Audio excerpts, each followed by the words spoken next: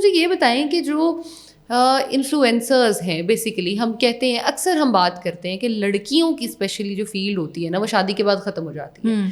तो do you know any influencers जिनकी शादी के बाद ख़त्म हो गई या बहुत ज़्यादा काम करने लग गई, या what is Yeah, I do know many of them, and they are working and they are happy. But the point is कि actually they are happy or they're just showing they're happy. हाँ, सवाल तो Because basically you know, Insta is like kind of a fake world. You don't know what's happening other person's life. So when it comes to that point, आप कुछ कह नहीं सकते, but you have to show it कि everything is perfect. But अल्लाह जानता है क्या सही है. But most of them are working, और ऐसा नहीं है. But it's all about the mentality and the mental level.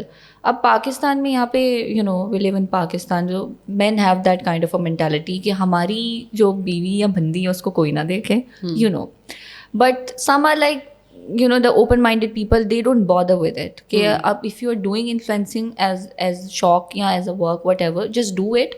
And I believe कि आपके पार्टनर के साथ इतनी अंडरस्टैंडिंग लेवल होना चाहिए that you both understands each other's goals, each other's perspective.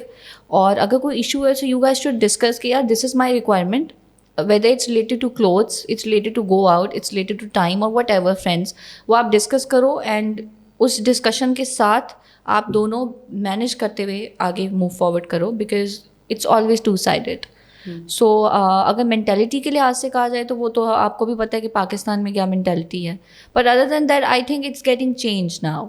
काफ़ी हद तक बदली है, बट और बदलने की ज़रूरत है. तो क्या दोनों साइड्स पे अगर हम कहें कि हस्बैंड एंड वाइफ दोनों ही इन्फ्लुएंसर्स हैं, तो क्या उसका कोई बेनिफिट होता है या नुकसान होता है, या व्हाट डू यू प्रेफर के मतलब if you are looking for your partner, तो आप चाहोगे कि वो कोई इन्फ्लुएंसर हो या ना हो? Well, if talk about my self, तो मैं तो नहीं चाहूँगी कि वो इन्फ्लुएंसर हो. अच्छा. मतलब मैं खुद भी आई टोल्ड यू कि मेरा main is like art and ये design. I don't do it. Artist हो जाए फिर चलेगा, डिज़ाइनर भी चलेगा, बिजनेसमैन भी चलेगा.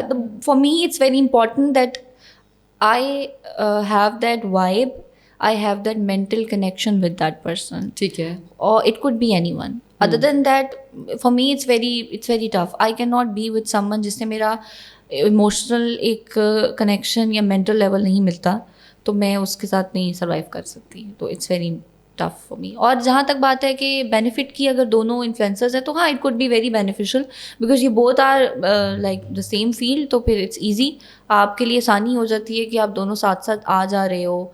फिर तो जेलिसी फैक्टर नहीं आता? 1% होता है रेट वो.